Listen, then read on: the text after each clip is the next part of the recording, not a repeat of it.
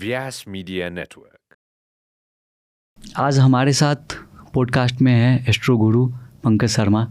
India से आए हैं। ये सेलिब्रिटी गुरु हैं।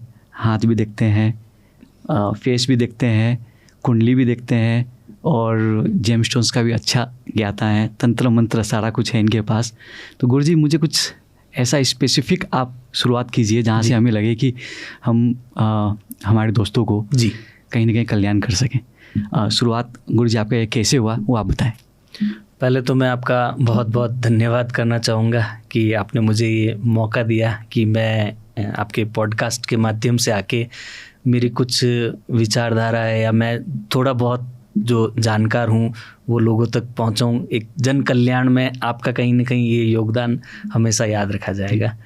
जी तो एस्ट्रोलॉजी और वास्तु, न्यूमरोलॉजी, ये सारी अगर हम देखें तो कहीं ना कहीं वैदिक से जुड़ा हुआ है।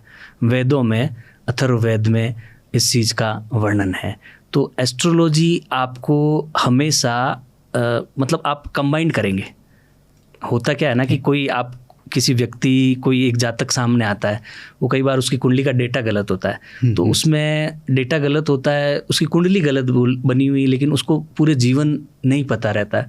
तो उसके लग्न के अंदर लग्न का स्वामी कहाँ बैठा है, लग्न क्या बन रहा है, देखकर बता सकते हैं कि ये कुंडली आपकी है या नहीं। सबसे पहले मैं आपको ये बताता हूँ। तो कुंडली रिलेट करती है किसी भी पर्सन से, उसके एट्रीब्यूट्स क्या है, उसका नंबर क्या है। न्यूमरोलॉजी के अकॉर्डिंग किसी का क्या नंबर होता है, उसके हिसाब से वो उस व्यक्ति का व्यक्तित्व, व्यवहार, आचरण, बोलने का तरीका, उठने का तरीका, चलने का तरीका, वो क्या कार्य कर रहा है, प्रोफेशन उसका क्या है, वो सब रिलेट करता है। तो कहीं ना कहीं एस्ट्रोलॉजी, वास्तु और न्यूमरोलॉजी इन सारी चीज़ों से कहीं ना कहीं कनेक्ट करती है। और इसका जो कॉम्बिनेशन होता है, इन सारी चीज़ों को कंबाइंड करके किसी भी व्यक्ति के जीवन को सुधारा जा सकता है। उसकी लाइफ में अगर कुछ रुकावटें आ रही, बाधाएं आ रही है, तो कुछ रास्ते बनाकर उन रास्तों को क्लियर किया जा सकता है। क्योंकि मैं मानता हूँ एस्ट्रोलॉजी जो है ये कोई जादू नहीं है।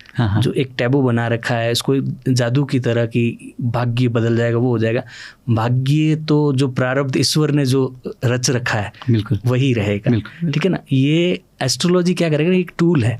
ये आपको भीगने से बचाएगा। बारिश आप नहीं रोक पाएंगे। कोई भी प्रकृति को चैलेंज नहीं कर सकता।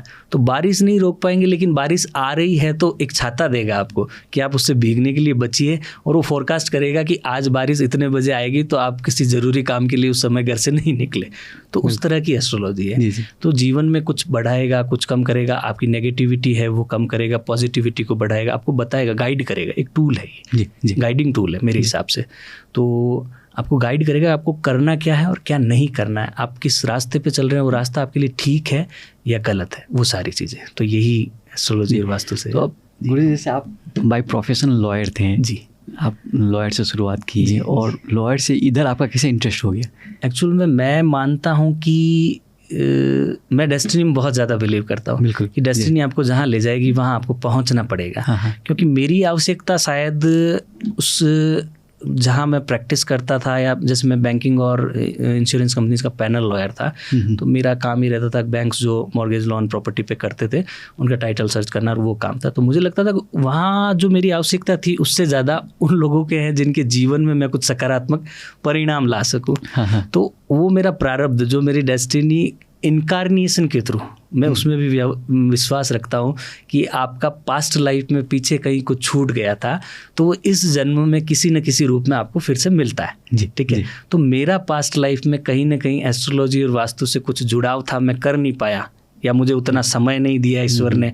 तो उसको पूरा करने के लिए इस जन्म में मैं इस प्रोफेशन में आया। हो सकता है कि मैं जब एस्ट्रोलॉजी नहीं करता था तो मैं इस चीज़ से इतना कनेक्ट नहीं था, मैं इतना मानता भी नहीं था। ठीक है। लेकिन समय के हिसाब से मुझे पता चला कि आपके जीवन में जो बदलाव आता है वो प्लैनेट्स के ट्रांजिट के हिसाब से आता है। बहुत सारे जो ग्रह है वो जब राशि परिवर्तन करेंगे तो उनका प्रभाव आएगा। महादशा, कौन से ग्रह की महादशा चल रही है, अंतरदशाएं कौन सी है, प्रत्यंतर दशाएं कौन सी, उसके हिसाब से आपके जीवन में बहुत से परिवर्तन आएंगे। तो मैं बैठ के सोचता था कि ये है क्या, मतलब कोई भी मतलब बड़ा व्यक्ति है, कोई सेलिब्रिटी है या कोई बड़ा पॉलिटिशियन है, बड़ा बिजनेसमैन, उसके पास तो सब कुछ है ना। बिल्कुल, बिल्कुल। तो उसको कहाँ आवश्यकता है, उसके जीवन में दुख क्यों आ रहा है, वो तो चाहे जो कर सकता है, बिल्कुल। लेकिन वो सिर्फ ईश्वर ने उसको आगे बढ़ने के लिए वो सारी चीज़ें दी है, लेकिन उसके कर्म थे, पिछले जन्मों के कर्म, उसकी पोटली को कहीं ना कहीं संचित करके उसके साथ में भेज दिया। जो कर्म होते हैं, संचित कर्म, क्रियमाण कर्म और प्रारब्ध, तो उसके साथ में भेज दिया, तो वो भोग रहा है।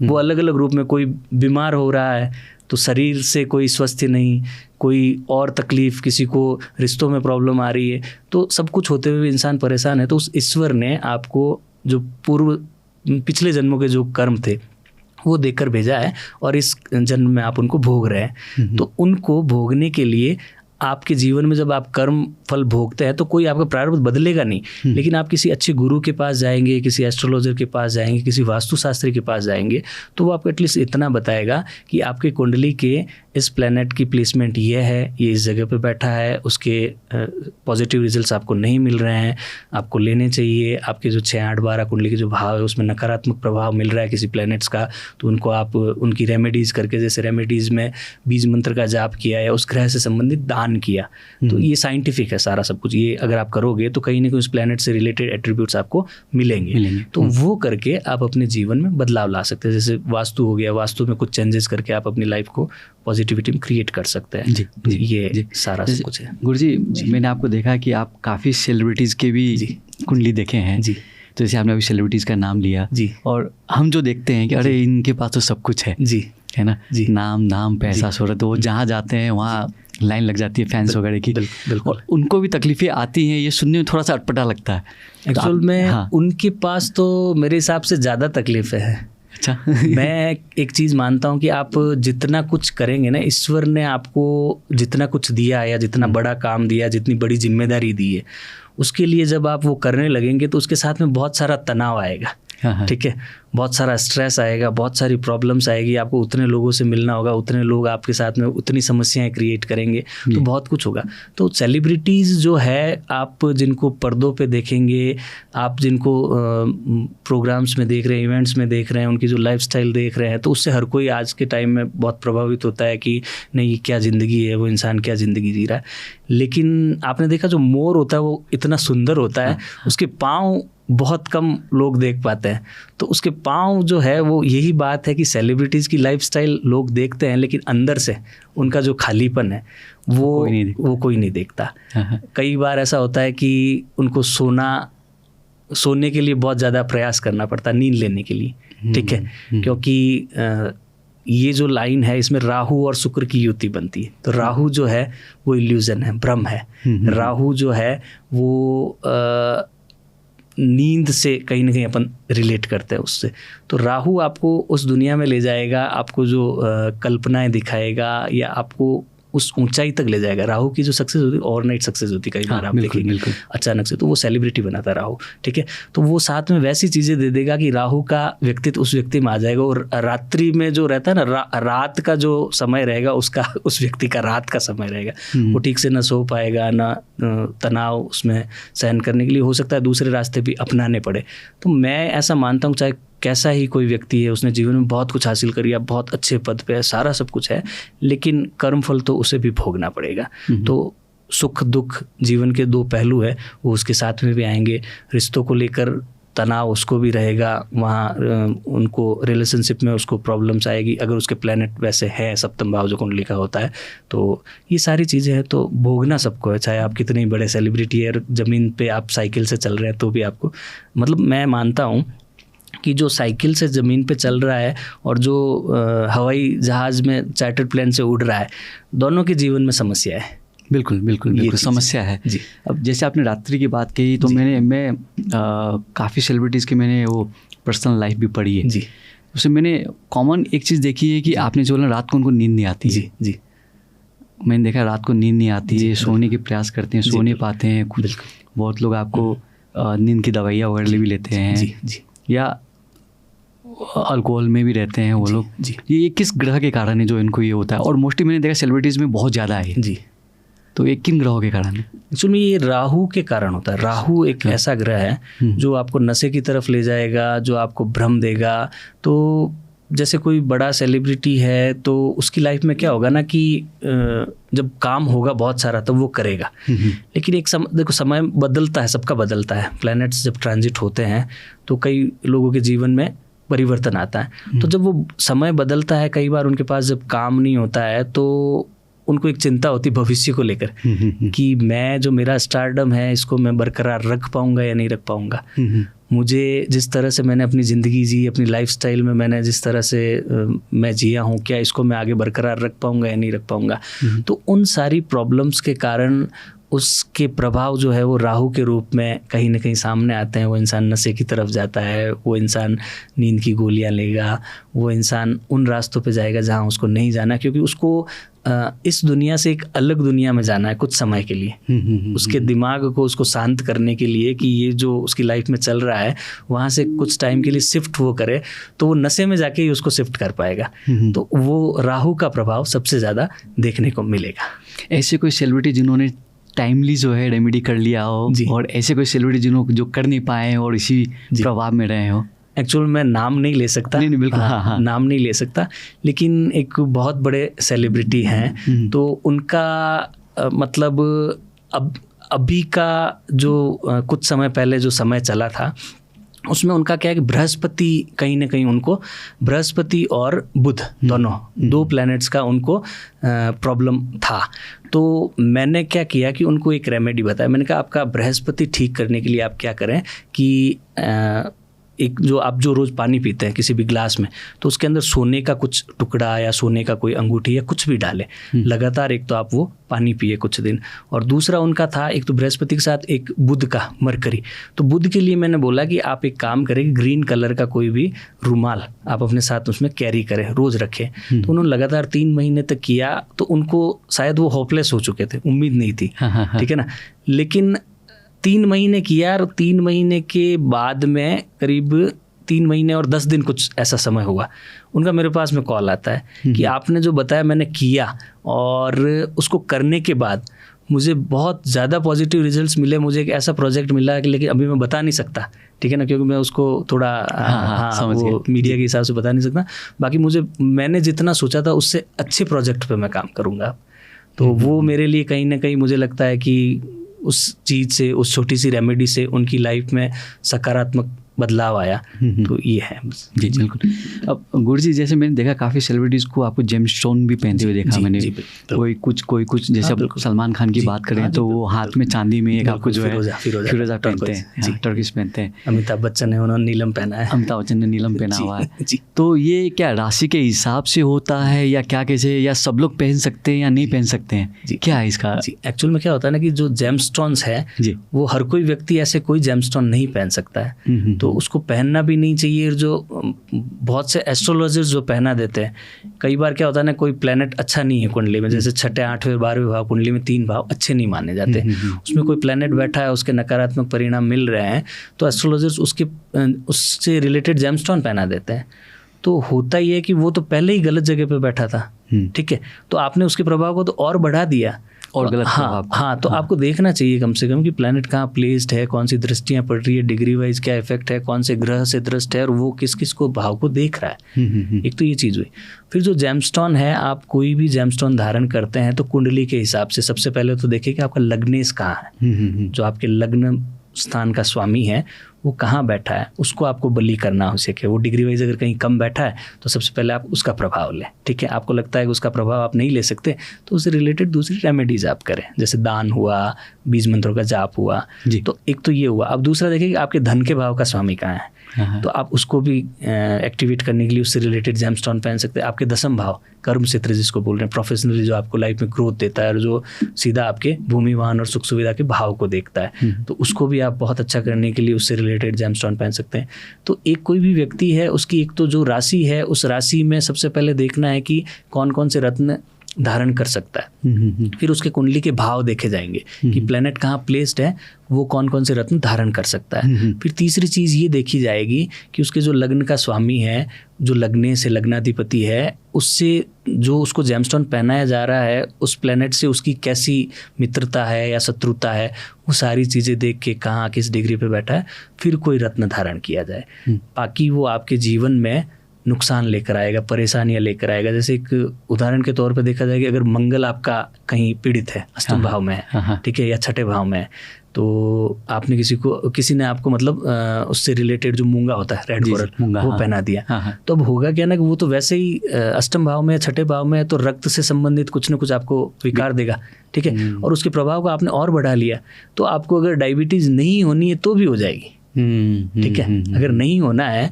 तो भी वो होगा।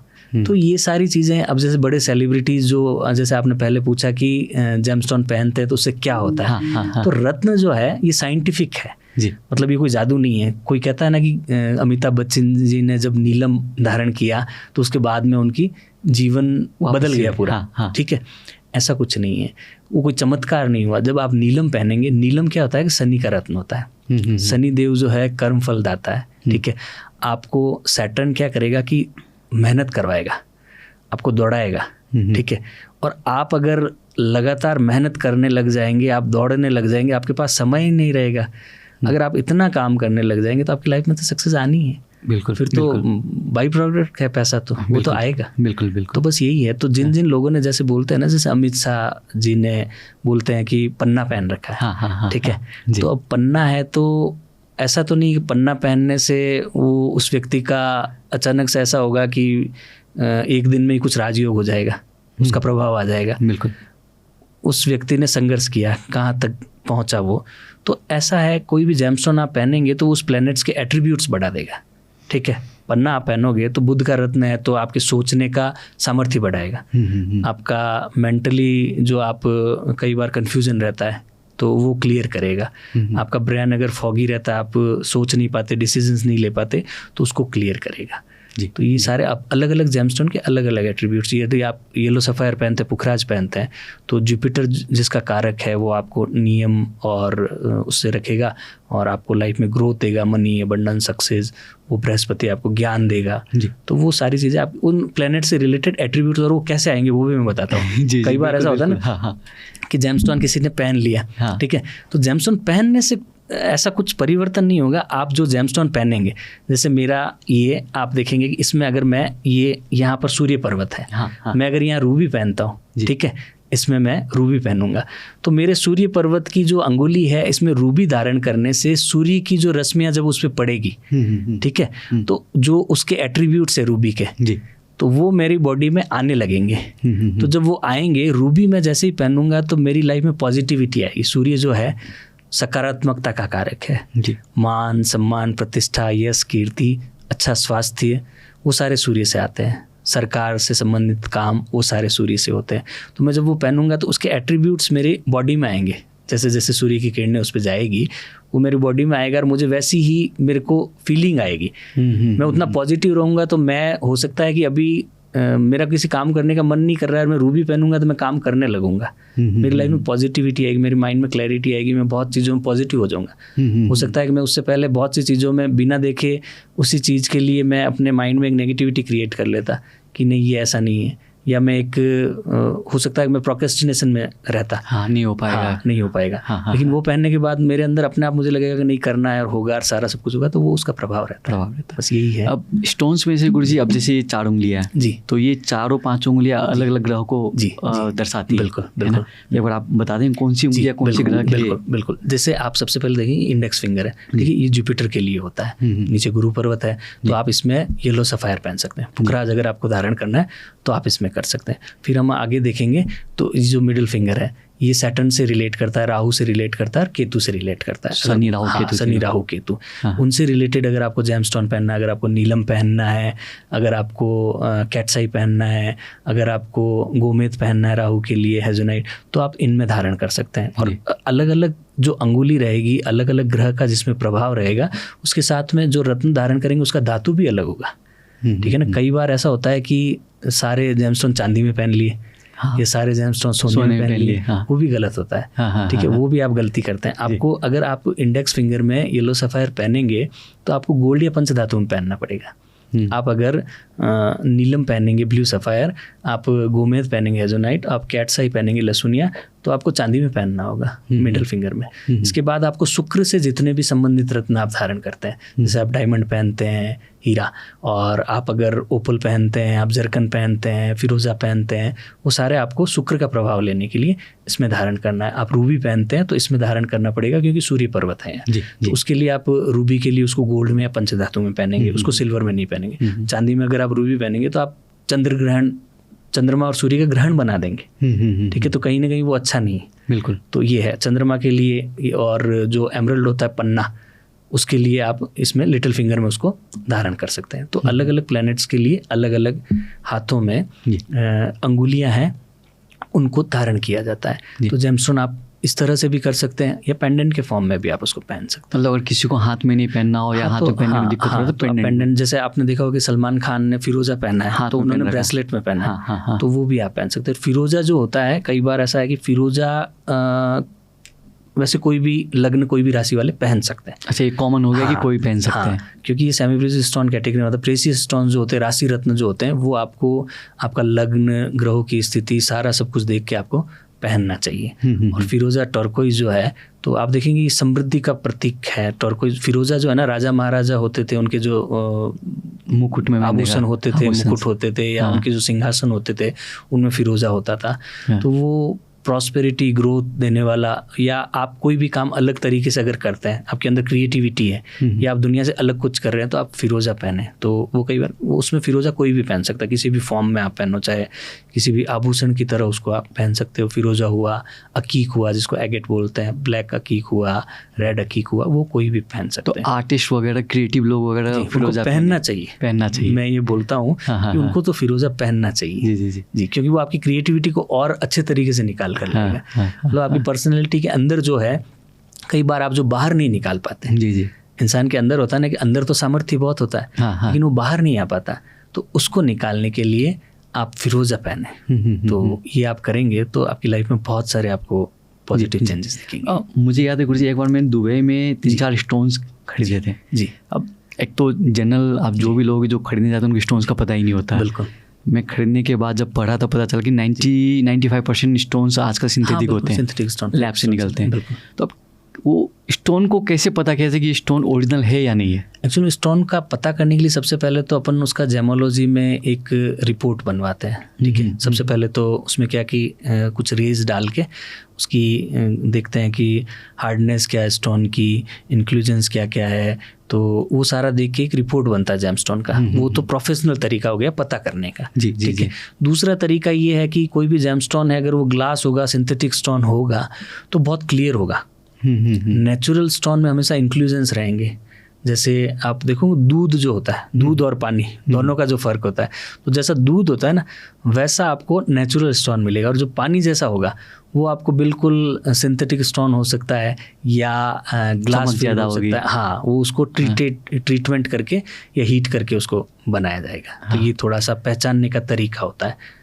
तो सर्टिफाइड स्टोन ही खरीदें। हाँ, सर्टिफाइड खरीदें। ऐसा आजकल अब क्या है कि अब समय ऐसा हो गया कि हर चीज़ में फेरबदल होता है, तो वहाँ पे भी हो सकता है। हाँ। तो कम से कम आप जिसको स्टोन की जानकारी है उससे एक बार कंसल्ट करके या उसको दिखा के कि ये स्टोन है, कैसा रहेगा, फिर आप वो ले तो ज़्यादा अच्छा है। क्योंकि अभी का जो है क्योंकि इसकी कोई MRP नहीं है। बिल्कुल ठीक है ना। एक 10 रुपए का कांच का टुकड़ा आपको कोई 10,000 में 1 लाख में दे देगा, तो भी आप ले लोगे, क्योंकि आपको पता नहीं उसकी प्राइस क्या है। एक्चुअली देखिए, मान लीजिए ये वही लगाते हैं, मैं जनरल जो देखा है ट्रेंड की, मान लीजिए मैं दुखी हूँ जी, अब मैं दुखी हूँ, मुझे मेरा कोई प्रॉब्लम है, वो सॉल्व नहीं हो रहा है, तो फिर मैं जाऊँगा दिखाने के लिए। बिल्कुल। अब दिखाया, उन्होंने बोला कोई ये स्टोन ले लो। अब मान लो 10,000 का ही, 15,000 का ही है, बिल्कुल, और मैं दुखी हूँ तो मैं लूँगा ही कि मुझे वो रेमेडी सॉल्व करनी है ना। तो इसमें मैंने देखा जनरली वही होता है कि आपको लिए तो लिया और रिजल्ट नहीं आता है। जी बिल्कुल, है ना। अब रिजल्ट नहीं आता तो हम बोलते हैं कि भाई क्या कहते हैं, उसका एक रीज़न है, मैं बताऊँ आपको। उसमें होता क्या ना कि उसको कई बार थोड़ा सा वो नेगेटिव प्रैक्टिस होती है एस्ट्रोलॉजी। जी, तो मैं उससे थोड़ा रिलेट नहीं करता। मुझे लगता है कि मैंने बहुत से लोगों को जेमस्टोन पहना है, नहीं उनको खुलवाया है, ठीक है ना। तो मैं जब कुंडली देखता हूँ, उनका चार्ट देखता हूँ, तो मुझे लगता है कि जो जेमस्टोन को नहीं पहनना था, किसी का अष्टम भाव में सूर्य है, उसने रूबी पहन लिया, किसी का 12वें भाव का बृहस्पति है, उसने ये येलो सफ़ायर पहन लिया। तो नहीं पहनना चाहिए। किसी ने पहना दिया, पहना है इसलिए नेगेटिव एस्ट्रोलॉजी, क्योंकि उनके पास हो सकता है वही स्टोन अवेलेबल हो उस टाइम, उनको देना हो, उन्होंने पहना दिया, तो वो करना थोड़ा सा एथिक्स के खिलाफ है। एस्ट्रोलॉजी में वो चीज़ें नहीं होनी चाहिए जो आजकल बहुत ज़्यादा हो गई। हाँ। तो वो अब उस स्टोन का क्या है कि प्रभाव कैसे मिलेगा अगर आपने स्टोन ही गलत पहना है। आपको तो वो स्टोन पहनना है कि जो आपकी कुंडली में कहीं ना कहीं अच्छी जगह बैठा है और उसका डिग्री वाइज प्रभाव कम है, तो उसको और स्ट्रॉन्ग करने के लिए आपको स्टोन पहनना है। कोई गलत जगह बैठा खराब है और उसका आपने स्टोन पहन लिया, तो मेरा ये रहता है कि पहले मैं कहता हूँ आप स्टोन को खोलो, 2 महीने बाद 1 महीने बाद आप मुझसे वापस मिलना। तो फिर उसकी लाइफ में क्या होता है ना कि वो ज़्यादा बोझ लेकर चल रहा होता है इंसान, जब प्लैनेट्स वैसे ही ख़राब है, दुखी है, परेशान है, गलत स्टोन पहन लिया, तो उसका दिमाग और वैसे उस तरह के हो जाएगा, नेगेटिविटी आएगी। वो खोलेगा तो 1 महीने में उसको चेंजेस आएंगे। हाँ, चेंजेस आएंगे, लाइफ में कुछ पॉजिटिविटी आएगी। तो फिर उसको सजेस्ट करेंगे कि अब आपको आपका लॉर्ड ऑफ द एसेंडेंट ये है, ये स्टोन पहनना है, आपके धन के भाव का स्वामी आपको ये स्टोन पहनना है। तो उसको जब हम सजेस्ट करेंगे तो मेरा ये रहता है कि मैं उसको ये कहूँगा कि आपको जब कभी भी जीवन में स्टोन पहनना है, ठीक है, तो अगर मैं कहूँ कि नहीं मेरे पास ये स्टोन है, ये ले जाओ और आप ये पहनो, तो वो गलत है। ठीक है, हो सकता है कि मैं कुछ स्टोन रखूँगा, किसी ने मांग लिया तो मैंने दे दिया, वो अलग चीज़ हो गई, लेकिन मैं उसी को अपना मतलब नेगेटिव एस्ट्रोलॉजी करने लग जाऊँ, होता क्या है, परेशान व्यक्ति ही आएगा। बिल्कुल बिल्कुल, एस्ट्रोलॉजर के पास में कभी कोई सुखी नहीं आएगा। और मैंने तो देखा है कि लोग दुखी होते हैं, आते हैं, सुखी होकर भूल जाते हैं। सच में मतलब वो भूल जाते हैं। मैंने अपनी ज़िंदगी में हज़ारों लोग ऐसे देखे जो बहुत परेशान थे, मतलब जिनके जीवन में मतलब ज़िंदगी में जीने की कोई उम्मीद ही नहीं थी कि वो कैसे सर्वाइव करेंगे। वो आइसोलेट हो गए थे, बाहर नहीं निकल पा रहे थे। उन लोगों को मैं जीवन की मुख्य धारा में लाया, वो जी रहे हैं, अच्छा खासा कर रहे थे, अच्छा काम करने लगे, वो भूल गए लोग। तो खैर कोई बात नहीं, मैं एक जरिया हूँ, माध्यम हूँ। ईश्वर ने मुझे ये माध्यम बना के भेजा कि मैं किसी की लाइफ में कुछ थोड़ा बहुत सकारात्मक परिवर्तन ला सकूं। तो मैंने वो किया। तो आएगा तो दुखी व्यक्ति आपके पास में। अब जो दुखी आया है उस व्यक्ति को आप कहोगे कि आपका ये कितने हज़ार का पूजा लगेगा, 10 पंडित बिठाऊंगा मैं और ये स्टोन लगेंगे, इसका इतना होगा, और यहाँ वो बैठेगा और वहाँ बैठेगा और एक उज्जैन में बैठेगा और वो पूजा करेगा। और वो मतलब जहाँ जरूरी है, आवश्यक है, किसी का मान लो कालसर्प दोष बन रहा है तो उसका आप कालसर्प दोष के निवारण की पूजा करवा दी, वो ठीक है, वो न्यायोचित है, मतलब वो करना चाहिए। लेकिन अनावश्यक कुछ है ही नहीं। वो क्रिएट करके आप जो नेगेटिव एस्ट्रोलॉजी में जो इसको धंधा बना दिया है, बिजनेस, ठीक है, धर्म का धंधा है, ठीक है। एक तो ये धर्म का धंधा हो गया और एक सामने वाले की जो मजबूरी है उसका फायदा, ठीक है। तो ये बनाना ये गलत है। तो उसमें अब सामने कोई दुखी है, मेरे को लगता है ना कि जो परेशान इंसान आएगा ना, उसको कहोगे कि आपको ये रेत खानी है तो वो खाएगा। आप रास्ते से उठा के उसको रेत दे दोगे कि ये खा लो और इसको खाने से आपकी परेशानी खत्म हो जाएगी, तो वो खाएगा वो। तो अगर ऐसा है तो उस इंसान की मजबूरी उठा के आप अपने कर्म क्यों बिगाड़ रहे हो?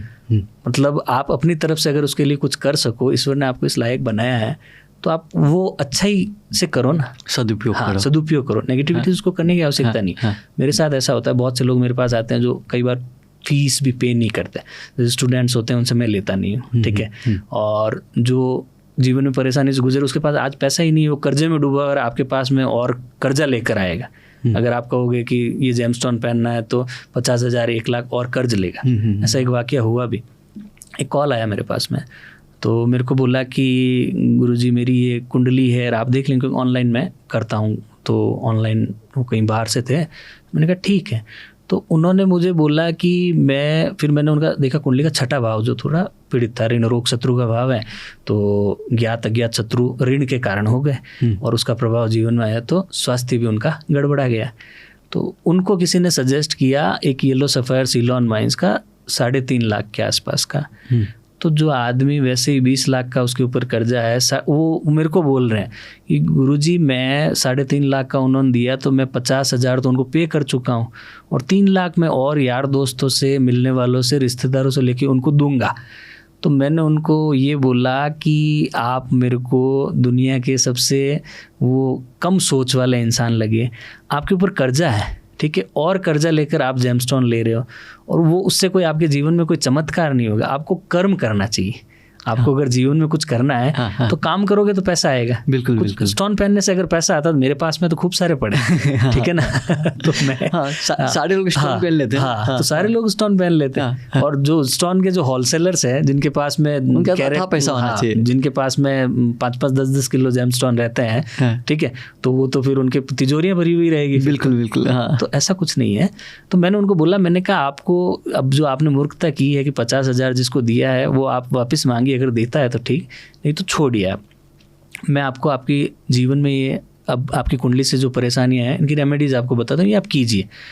तो कुछ टाइम आप करेंगे और आपको कौन सा काम करना है।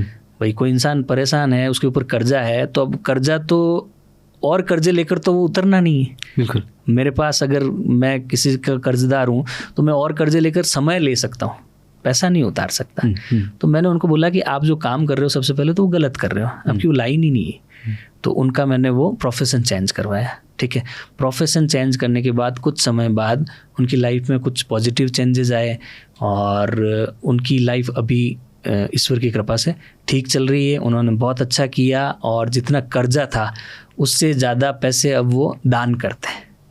काफ़ी अच्छा, हाँ, काफ़ी अच्छा हो गया ये।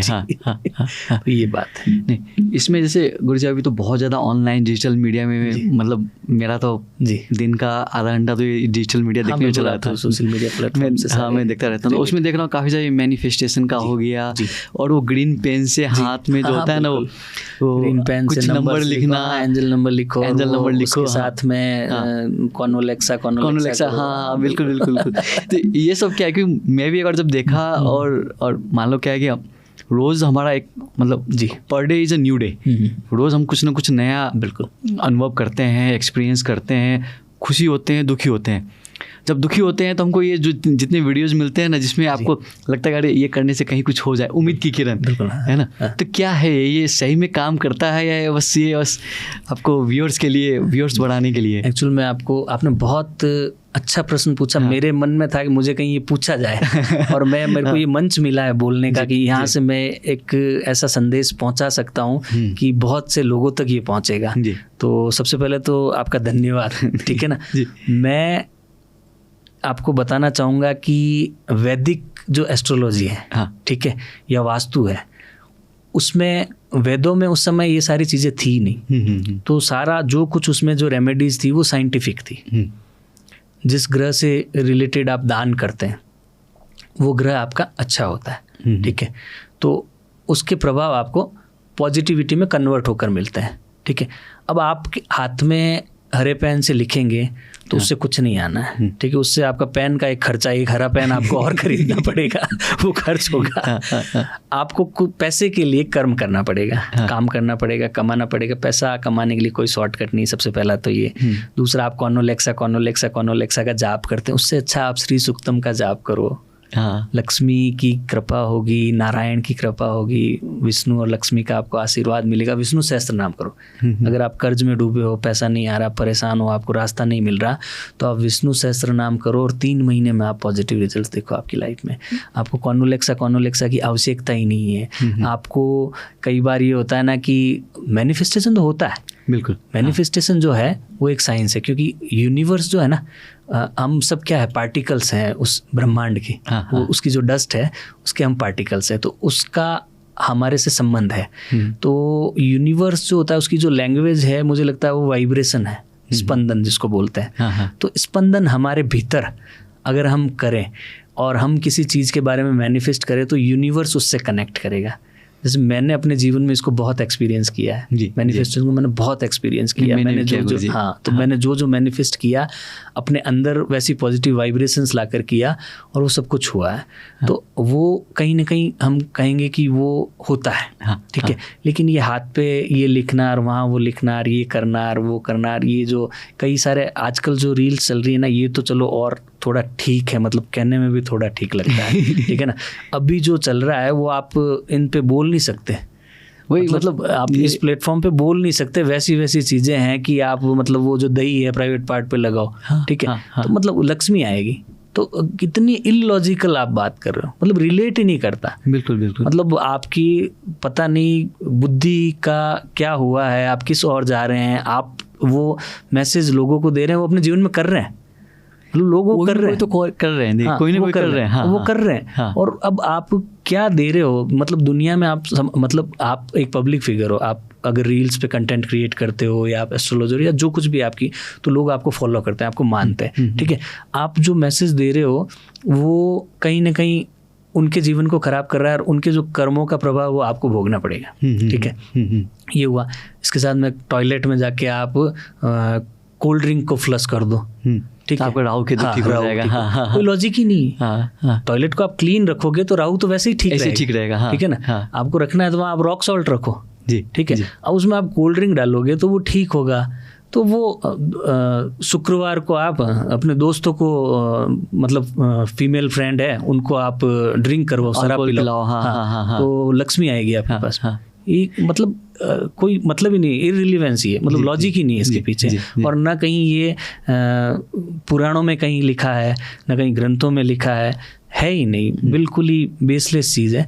तो जो वैदिक एस्ट्रोलॉजी, उसकी जो प्रॉपर रेमेडीज़ है वो करनी चाहिए। और आजकल तो ऐसा हो रहा है ना कि ये तो चल ही रहा है, इसके साथ में एक नया ट्रेंड चल रहा है। अभी रिसेंट में एक विमान दुर्घटना हुई, ठीक है, तो उसमें एक इंडिया के बड़े नेता का निधन हुआ, उनका निधन हुआ। तो बहुत सारे एस्ट्रोलॉजर्स ने डाला, पहले की कोई रील बनाई हुई थी कि 2026 में होंगे विमान हादसा, ठीक है। तो विमान हादसे तो होंगे, कहीं ना कहीं हादसा तो होता रहेगा, कहीं ना कहीं तो होगा ना, प्रकृति है ये तो। देखो विमान के हादसे होंगे, भूकंप आएगा, सुनामी आएगी, पेंडेमिक आएगा, एपिडेमिक आएगा, और 2 देशों में वॉर चलेगा, दूसरे 2 देशों में वॉर चलेगा, जो एक देश है, छोटा देश है, तो उसमें गृह युद्ध होगा, मतलब हर जगह की कुछ ना कुछ तो होगा, ठीक है। तो अब उसको सिर्फ एक किसी भी पॉडकास्ट में जाकर मैं मतलब आप से मैं बहुत प्रभावित हुआ। आपका जो ये पॉडकास्ट का जो तरीका है बहुत पॉजिटिव तरीका है। आप ज्ञान दे रहे हैं लोगों को, ठीक है, उनका मति भ्रम नहीं कर रहे, उनकी बुद्धि जो है उसमें कहीं ना कहीं आप एक अच्छी चीज़ उनकी ज़िंदगी में दे रहे, उन तक सही चीज़ पहुँचे। अब होता क्या है ना कि पॉडकास्ट पे बैठ के लोग ऐसे बोलते हैं कि एक विमान हादसा 2026 में विमान के हादसे होंगे, तो कहीं ना कहीं तो होगा। तो आप उससे आप जब जैसे ही विमान हादसा हुआ, आपने जाके आप बैठ गए टीवी पे, आप पॉडकास्ट में बैठ के मैंने उस टाइम कहा था ना, ये देखिए विमान हादसा हो गया, तो वो लॉजिक नहीं है ना। आप कम से कम अगर आपको इतनी जानकारी तो आप उसको रोक सकते थे, हाँ, ठीक है, बता सकते थे, हाँ, बिल्कुल। अहमदाबाद में जो गुजरात में हुआ था, उसके बाद में 2-3 बड़े एस्ट्रोलॉजर्स जो ऑनलाइन एस्ट्रोलॉजर्स हैं, उन्होंने ये बताया था कि हमने भविष्यवाणी बताया, उन्होंने बोला कि विमान हादसा होगा। तो अगर आपको पता था कि वो होगा, आप रोक सकते थे, कितने लोगों की जान बचा सकते थे, ठीक है, बिल्कुल। तो ऐसा कुछ नहीं है। एग्जैक्ट आपको कैलकुलेशंस अगर निकालनी आती है तो आप घटनाओं तक पहुंच सकते हैं। तो उसमें ऐसा रहेगा ना कि आप उन चीज़ों तक रिलेट करेंगे प्रॉपर। तो ये उलूल जुलूल कुछ भी करना ठीक नहीं है। एक जैसे 2 देशों के बीच में युद्ध हो रहा है तो वो होगा, वो चलता आया है और होगा आगे। विमान दुर्घटना पहले होती थी, सोशल मीडिया इतना एक्टिव नहीं था, लोगों को जानकारी नहीं होती थी, अब ध्यान पड़ने लगा। तो उस चीज़ को अपना टूल बना लेना, अपने बिजनेस में उस चीज़ को काम में ले लेना, वो गलत है। कहीं ना कहीं आप बहुत मैं एस्ट्रोलॉजी को मेरे हिसाब से गुरुजी मैं इसको बिजनेस से ज़्यादा ना एक आपको सपोर्ट और एक आपको लोगों को एक सहयोग सहायता में समझता हूँ, जी, है ना। मैं डॉक्टर के बाद मैं जब भी बोलता हूँ कि इंसान को 2 लोगों के पास हरदम जाना चाहिए, जी। अगर तकलीफ हो तो, जी, बिल्कुल, फिजिकल हो तो डॉक्टर के पास जाना चाहिए, मानसिक हो तो एस्ट्रोलॉजर के पास जाना चाहिए, अच्छे गुरु के पास जाना चाहिए, कि दोनों में ही आपको क्या है कि आपका वो तकलीफ जो होता है ना वो दूर करते हैं। बिल्कुल। तो इसमें बिजनेस नहीं होना चाहिए, बिल्कुल, नहीं डॉक्टर के पास होना चाहिए, नहीं एस्ट्रोलॉजर के पास होना चाहिए। वो क्या लोगों का दुख दर्द दूर करते हैं। और ऐसे लोग तकलीफ में आते हैं, जैसे आपने बोला कि पैसे नहीं होते हैं, ऑलरेडी कर्जा में होते हैं, डॉक्टर के पास जाते हैं, ऑलरेडी वही होता है ना। तो ऐसे में ये कैलकुलेशन है, जी, जितना तक मैं समझा हूँ, जितना आप लोग से मैं किया हूँ, ये देखा ये कैलकुलेशन है। अगर आप सटीक कैलकुलेशन हो, उनका जो जन्म डेट ऑफ बर्थ है, प्लेस है, वो सब करने में निकल जाता है, कौन सा क्या हो रहा है, क्या रेमेडीज हो सकता है, वो सही रेमेडीज देने पे तो ये काफ़ी अच्छा मतलब लोगों का वो होगा, कल्याण होगा, जी, है ना, जी। पर अभी जो देख रहा हूँ ऑनलाइन जो चल रहा है, ये एकदम आप ये करो वो करो, इधर जाओ उधर जाओ, जी, ये सब के लिए कहीं कुछ है गुरुजी, मतलब लोग कहाँ जाएं? एक्चुअली मेरा ऐसा मानना है कि जो वैसा कंटेंट क्रिएट कर रहा है, जो आपको दिखा रहा है ना, तो उससे ज़्यादा गलती मैं देखने वाले की मानता हूँ। आपकी फीड में जो आएगा ना, आप जैसा कंटेंट देखेंगे वैसे वैसे आपको आता रहेगा, क्योंकि एल्गोरिदम है उसका, वर्क करता है। ठीक है, तो आप देख ही वही चीज़ें रहे हो, शॉर्टकट तरीके देख रहे हो, ठीक है। आपके जीवन में एक एस्ट्रोलॉजर की आवश्यकता आपको अपनी लाइफ की परेशानियों में भी पड़ेगी, और आपको आपकी लाइफ में ग्रोथ करना अगर कुछ ठीक चल रहा है तो उसमें भी पड़ेगी। एक एस्ट्रोलॉजर आपको गाइड करेगा आपको क्या करना है क्या नहीं करना है। डॉक्टर के पास जाएंगे ना आप, तो डॉक्टर आपका एग्जामिन करके आपको कुछ टेस्ट करवाएगा, रिपोर्ट्स आएंगे, तो उसमें आपका देखेगा हीमोग्लोबिन कैसा है, आपका ट्राइग्लिसराइड बढ़ा हुआ है या नहीं है, सारी CRP होगा आपका, कोई इन्फ्लेमेशन लेवल कहीं बढ़ा हुआ तो नहीं, वो सारी रिपोर्ट्स आएंगी। तो एस्ट्रोलॉजर क्या करेगा, आपकी कुंडली बनाएगा, ठीक है। पहले तो वो आपका लग्न कद काठी सारा देखेगा, उसको समझ में आएगा, और फिर आपकी कुंडली बनाएगा। कुंडली में आपको कहाँ प्रॉब्लम है, कौन सा प्लेनेट कहाँ बैठा है, किसका आपको पूर्ण प्रभाव नहीं मिल रहा है, वो आपको सारा उसमें बताएगा।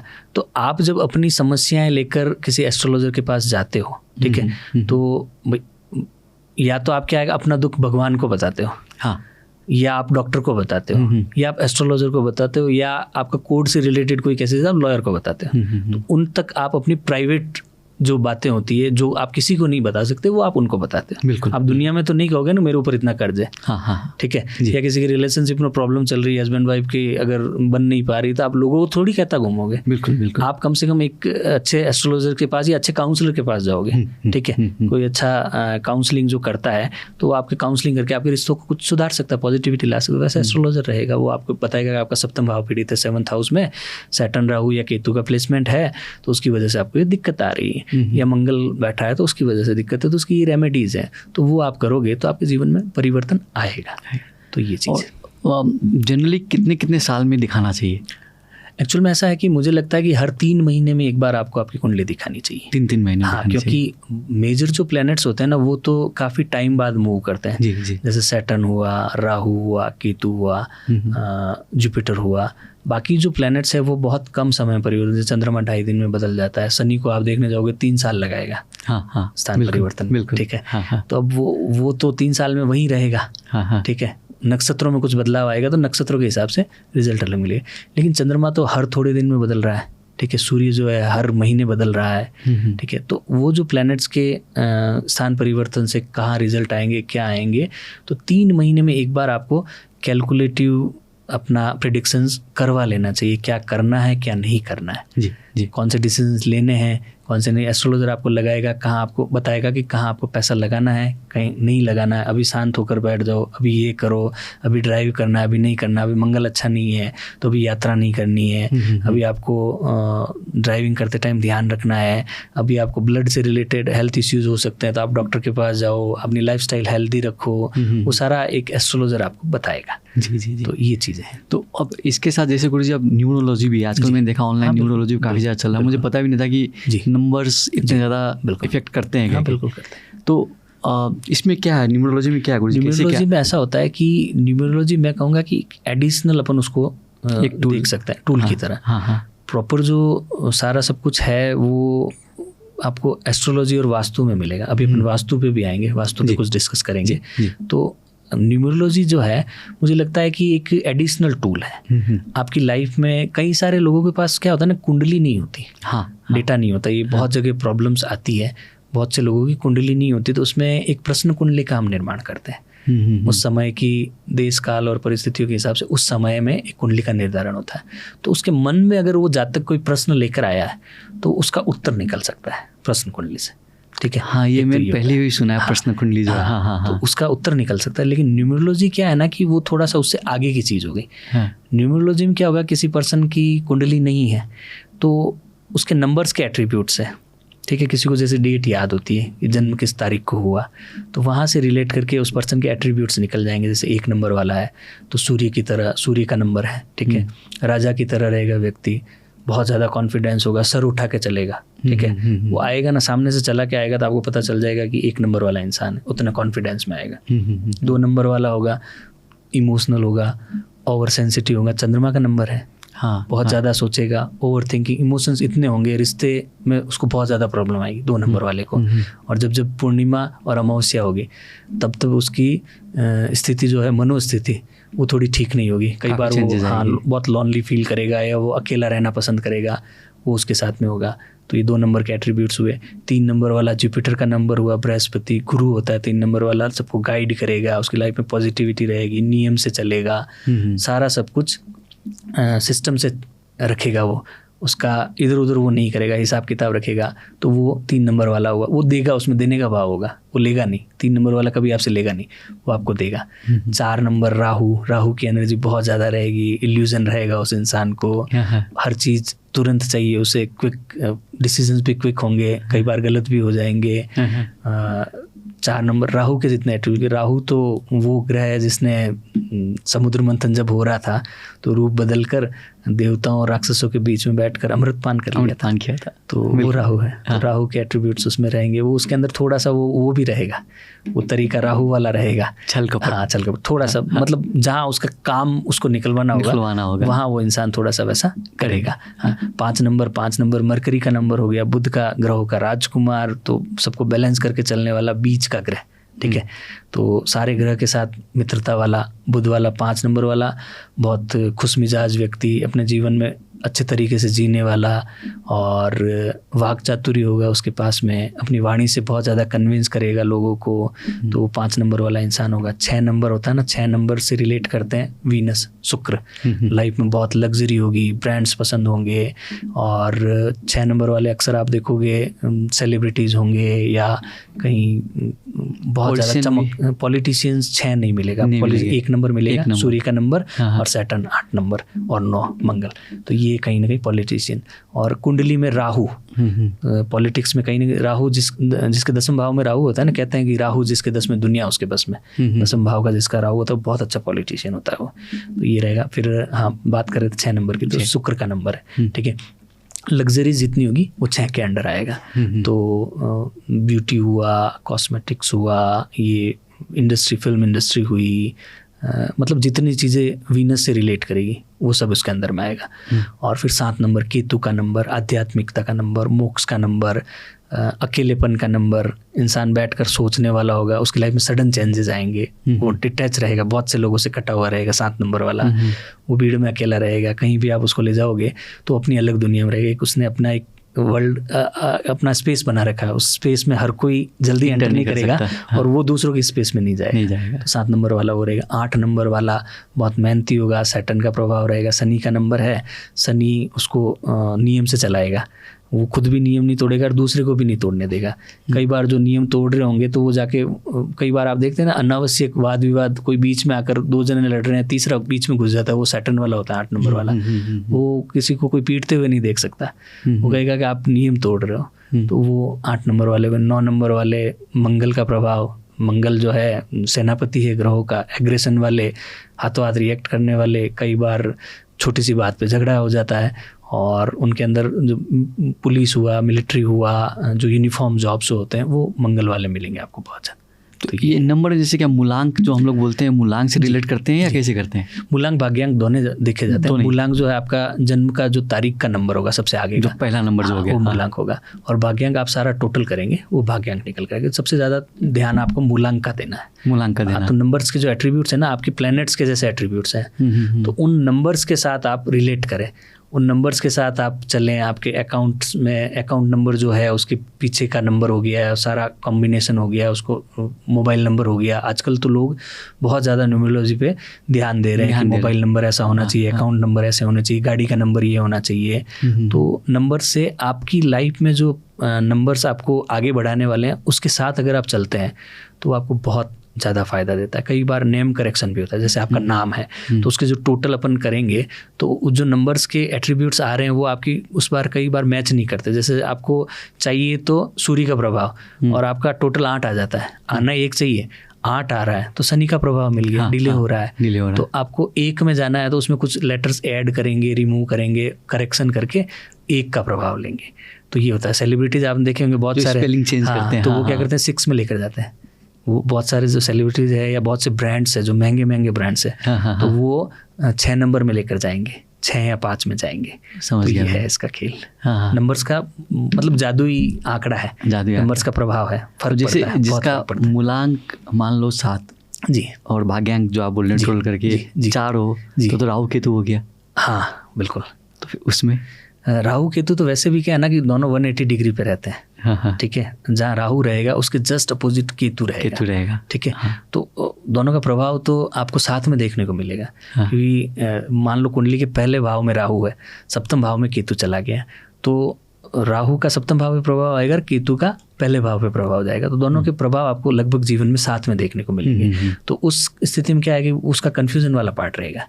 ठीक है, केतु है डिटैचमेंट, ठीक है, केतु है अलगाव, और राहु एक्सपेंशन।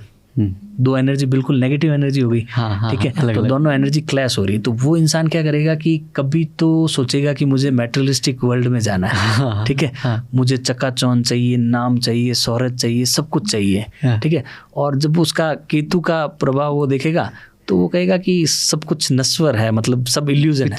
ठीक है, सारा भ्रम है, मुझे ईश्वर की भक्ति करनी है। ठीक है, और मैं तो सब कुछ छोड़ छाड़ के ईश्वर की भक्ति में चला जाऊंगा, या मैं जितने ज्योतिर्लिंग है वहाँ जाकर आऊँगा, या जितने तीर्थ स्थान है मैं वहाँ जाऊँगा, ईश्वर में मैं लीन हो जाऊँगा, भक्ति में लीन हो जाऊँगा। तो ये दोनों की एनर्जी का क्लैश होता रहेगा उसकी लाइफ में। वो बीच में रहेगा, वो कभी तो ब्रांड्स की तरफ जाएगा, लग्जरी की तरफ जाएगा, और कभी वो स्पिरिचुअलिटी की तरफ जाएगा। मतलब झूला रहेगा बीच में। और वैसे जैसे मान लीजिए किसी का 1 आ जाए और 8 आ जाए तो उसमें झूला रहेगा। वो झूला रहेगा। बिल्कुल ठीक। गुरुजी, और साथ में आप वास्तु की बात कर रहे थे, जैसे हम साथ में अभी मिले थे तो हम वास्तु की बात कर रहे थे, कहीं पे कुछ ऐसा था वास्तु का क्या रोल लोगों के लाइफ में जो है कि आजकल वास्तु भी काफ़ी ज़्यादा सुनने को मिल रहा है। पहले जहाँ तक हमें याद था घर में हम लोग वास्तु ऐसा कुछ देखते नहीं थे, जहाँ मिला सोने को सो गए, जहाँ खाने को मिला वहाँ हो गया। क्या अभी रिसेंटली देख रहा हूँ वास्तु का बहुत ज़्यादा इंपॉर्टेंस है। वास्तु क्या है? एक्चुअल में वास्तु का बहुत बड़ा महत्व है आपके जीवन में, और देखा जाए तो बहुत छोटी चीज़ है। ठीक है, आपकी लाइफ में वास्तु का रोल बहुत बड़ा है, लेकिन है चीज़ बहुत छोटी। 5 तत्व है, उनको मिलाना है आपको।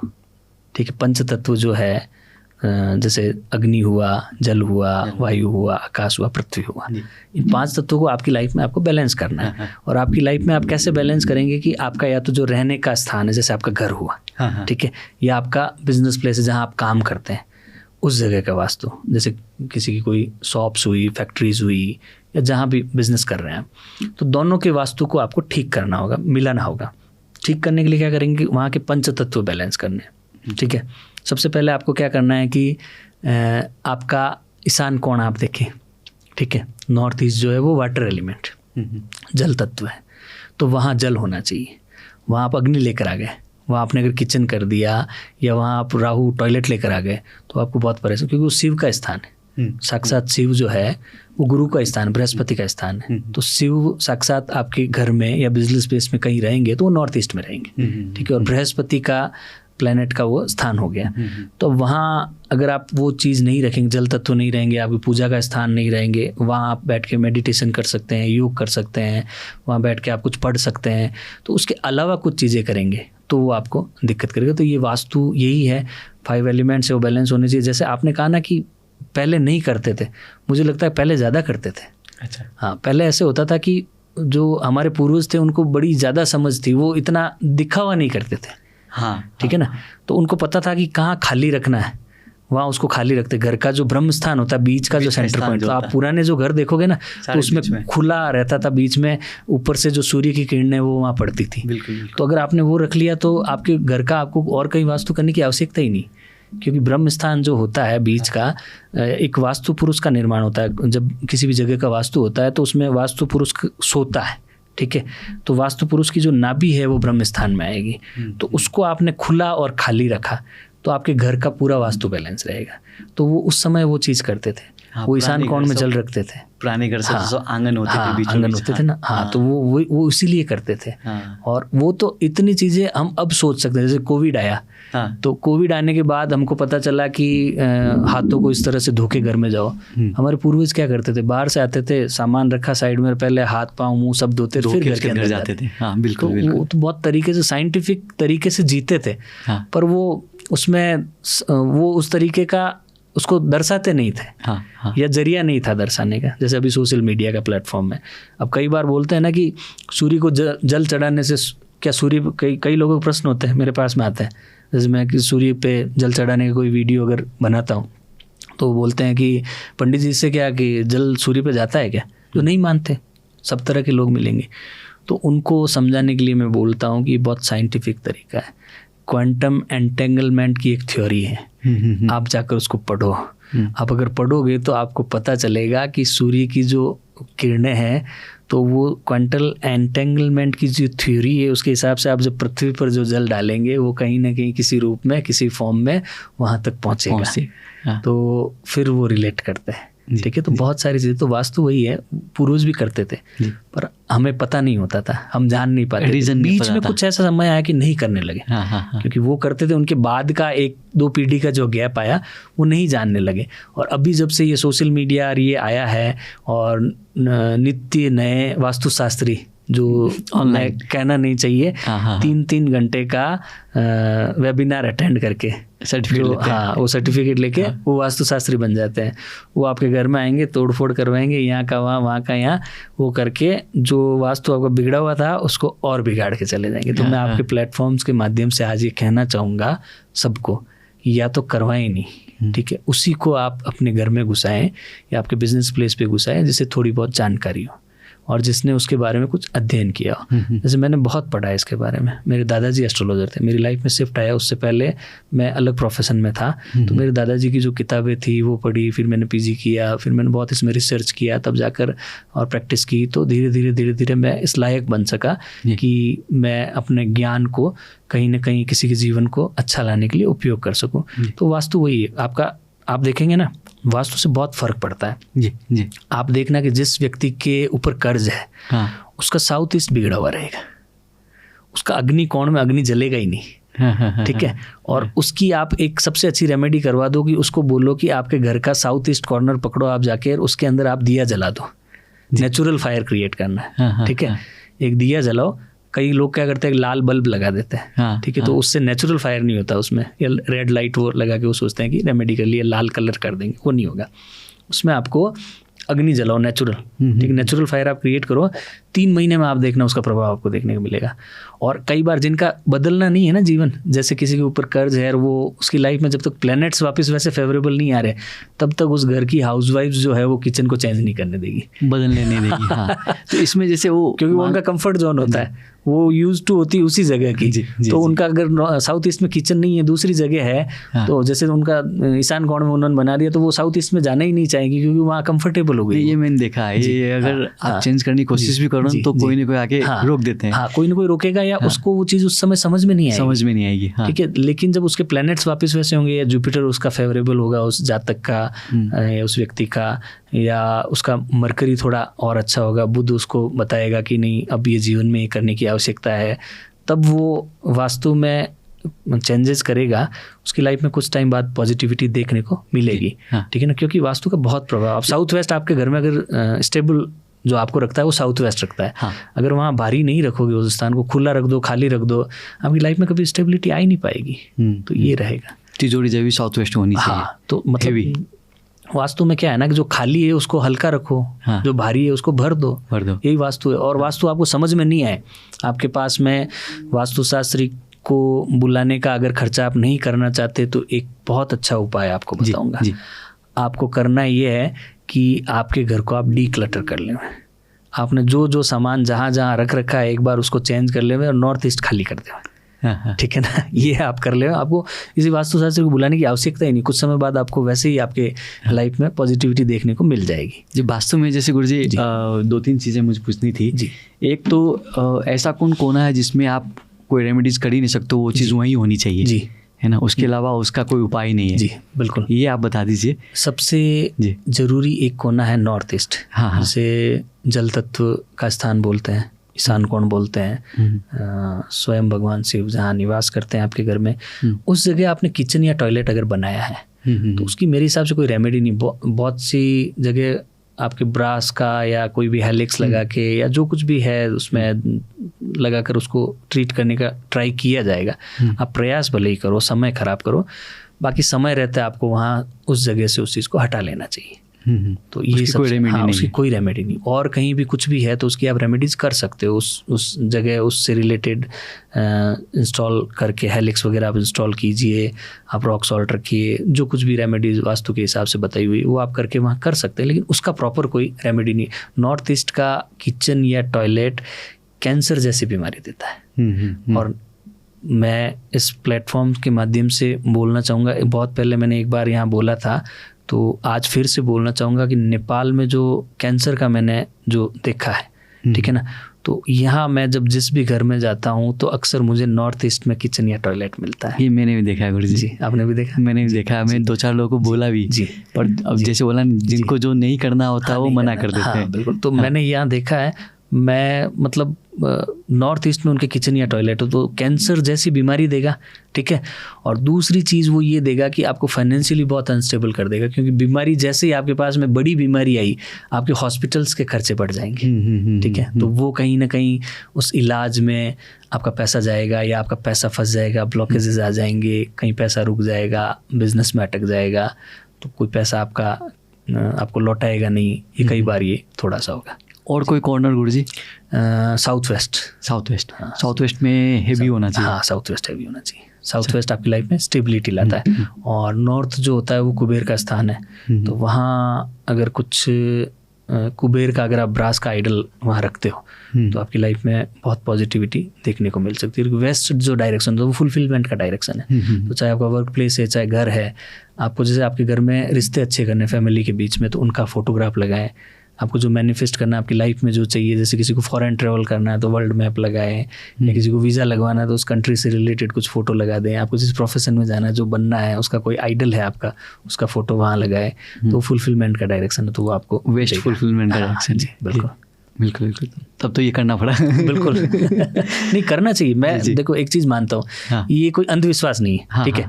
तो जो साइंस है, जिस वास्तु में क्या है ना कि जिस जगह का आपको प्रभाव लेना है, आप घर में जाके देखना ना, नॉर्थ ईस्ट में जाके बैठना आपको अलग लगेगा, ठीक है। साउथ ईस्ट में आप जाके बैठना आपको अलग लगेगा। साउथ ईस्ट में आप जाओगे, अग्निकोण में बैठोगे, आपका दिमाग ज़्यादा चलेगा। आप नॉर्थ ईस्ट में जाकर बैठोगे, जहाँ आपके घर का मंदिर होगा, वो अपना आपका मस्तिष्क शांत होगा, दिमाग शांत होगा। ये देखा तो वो तो बस वही है।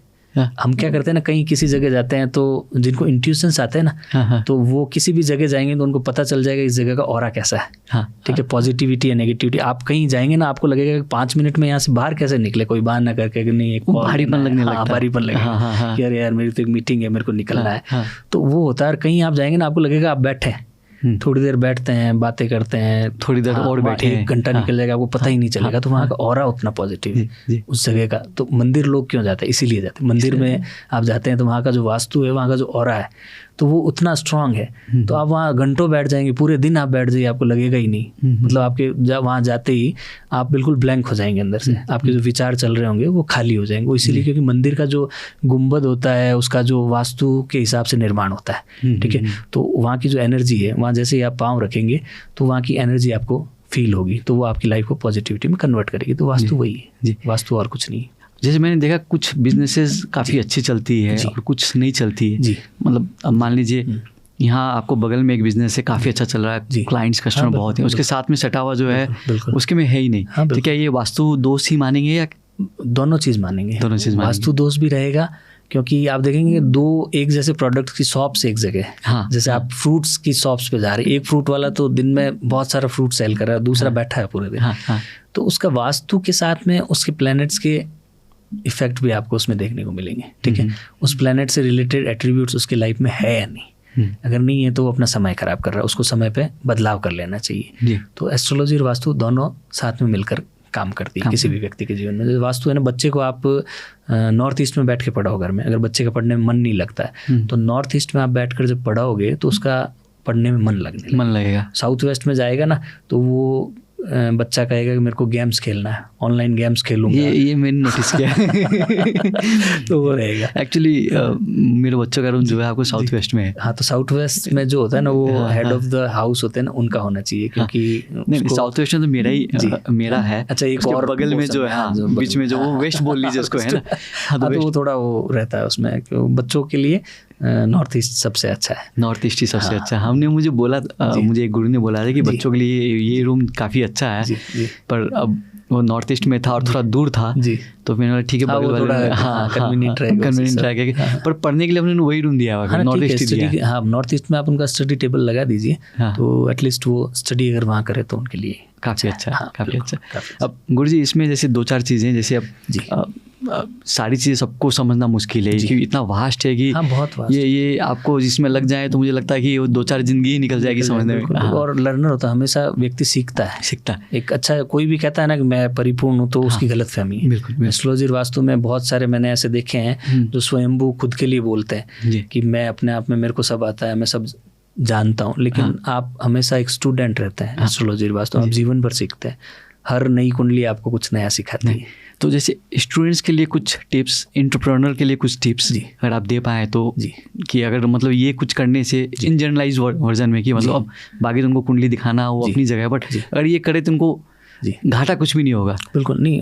बहुत सी चीज़ें, जैसे स्टूडेंट्स जो है वो सबसे पहले तो क्या है कि सोने का कुछ भी ग्लास में डाल के उसका पानी पिए, बृहस्पति उनका स्ट्रांग होगा। फिर उनका जो पढ़ने का जो जगह है वो नॉर्थ ईस्ट में होना चाहिए। उनका मुख है जो बैठ के जब स्टडी करते हैं तो ईस्ट फेसिंग होना चाहिए। बिजनेसमैन है या स्टार्टअप्स है या फाउंडर्स है, उनका जो साउथ वेस्ट डायरेक्शन में सिटिंग होना चाहिए। उनका जो ऑफिस है या जहाँ भी वो काम करते हैं प्रॉपर साउथ वेस्ट में उनको बैठना चाहिए। तो ये कुछ चीज़ें हैं, उनको ध्यान में रख के आगे बढ़ सकते हैं। एक चीज़ मैं आपको सबके लिए बताना चाहूँगा, ऐसी रेमेडी, चाहे आप स्टूडेंट है, चाहे आप बिजनेसमैन है, चाहे आप जॉब करते हैं, चाहे कुछ भी कर रहे हैं, हमारे जीवन में क्या होता है ना कि एक चीज़ को हम अनदेखा कर देते हैं जो हमारे लिए सबसे ज़रूरी, वो है हमारे स्वर, जो नॉस्ट्रल्स होते हैं। तो इसमें क्या होता है ना कि पिंगला और ईड़ा, ठीक है, और सुषुम्ना, 3 नाड़ी चलती, 3 स्वर चलते हैं। तो जब आपका पिंगला चल रहा है, ठीक है, तो उस टाइम जो आप डिसीजंस लेंगे वो बहुत पॉजिटिव लेंगे, और आप जो मीटिंग करके आएंगे वहाँ से आप फ्रूटफुल आपको रिजल्ट मिलेगा। और जो चंद्र नाड़ी है जो लेफ्ट में रहेगी, ठीक है, वहाँ से उसका स्वर एक्टिव रहेगा। उस समय आप जो काम करेंगे उतने आपको परिणाम नहीं देगा, रिलैक्स उस समय आप इमोशनली इम्बैलेंस भी रहेंगे, बिल्कुल नहीं, आपके अंदर एनर्जी नहीं रहेगी, ठीक है। तो इनका भी आपको कम से कम ज्ञान होना ज़रूरी है। बड़ा ज़्यादा कुछ नहीं, छोटा सा है। राइट नॉस्ट्रल से अगर स्वर आपको ज़्यादा आ रहा है तो पॉजिटिविटी रहेगी, काम करें उस टाइम, और रेस्ट करें लेफ्ट वाला जब आ रहा है तो। और बीच में सुषुम्ना जो है, आप अगर मेडिटेशन प्रैक्टिस करते हैं या आप स्पिरिचुअलिटी में रहते हैं तो सुषुम्ना आपको देखना होगा।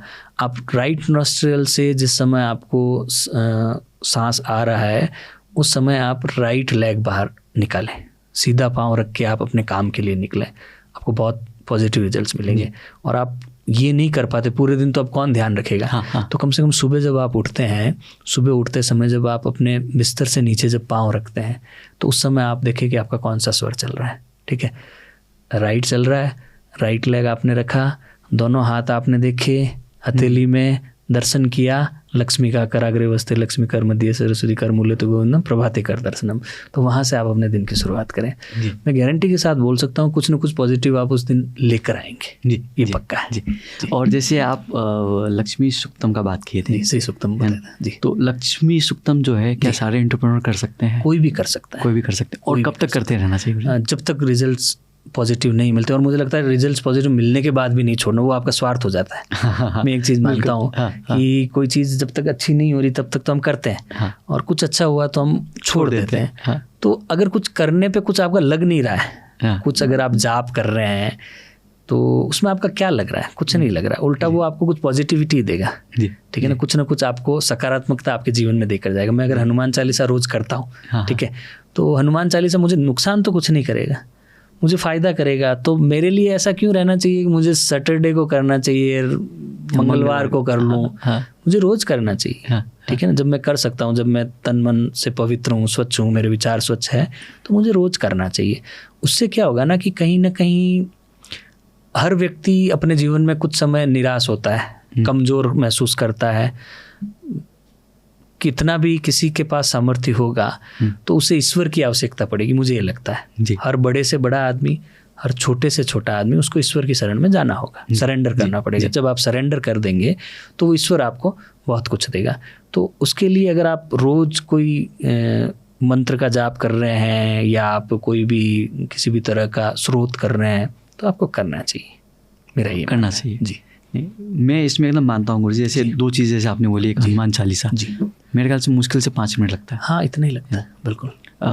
वो कर लेने से मैंने देखा चेंजेस काफ़ी आए हैं। पढ़ते समय उसका जो स्पंदन होगा ना आपके अंदर, हाँ। वो आप मतलब वो वाइब्रेशंस आप फील करोगे। बिल्कुल। कई बार ऐसा होता है ना कि उस चीज़ से पढ़ते समय या वो ऐसे स्थान पे जाते समय, जैसे 10 महाविद्या है, तो 10 महाविद्या में जिस महाविद्या की आप साधना करते हो, तो वो जो वाइब्रेशंस फील होती है ना आपको, वो अलग ही होती है। अलग ही होती है। हाँ बिल्कुल अलग ही होती है। इसमें गुरु जी जैसे अब मुझे तो ऐसे इतना याद हो गया है कि कई बार मुझे जी रात को सपने में कभी डरावने सपने भी आते जी हैं, जी, तो हनुमान चालीसा ऑटोमेटिक मेरा शुरू हो जाता है। बिल्कुल ऑटोमेटिक शुरू हो जाता है और देखा मैं चेंजेस तुरंत इमीडिएटली हाँ बिल्कुल होते हैं। तो ये जो रात को डरावना सपना आता है और ये सब इसमें कुछ आप बताएंगे गुरु जी कुछ? एक्चुअल में ऐसा है ना कि अब इसके 2-3 तरीके के अलग अलग रीज़न है। हाँ। कई लोग इसको मानते हैं कि जो परालौकिक जिसको अपन बोल सकते हैं, पैरानॉर्मल, या इनसे जो चीज़ें हैं इनसे ऊपर उठने की बात होती है, तो लोग कहते हैं कि जो आपके पूर्वज हैं हाँ वो रात को आकर आपको गले लगाते हैं। ठीक है, उनका ये मानना है कि आपके पूर्वज हैं जो आपके साथ ज़्यादा समय नहीं रह पाए थे, तो रात को आपको आकर गले लगाते हैं। ठीक है, एक तो ये हुआ। दूसरा मुझे लगता है कि जब आप गहरी निंद्रा में होते हैं तो कुछ शिफ्ट आते हैं आपकी उसमें बॉडी के अंदर, तो उसके हिसाब से कई बार ऐसा होता है, या दिन भर आपने जो सोचा है वो कई बार आपके माइंड में वैसा क्रिएट होता है, आप वैसे सपने देखते हैं, उस तरीके से आप उसमें डीप स्लीप में जाते हैं।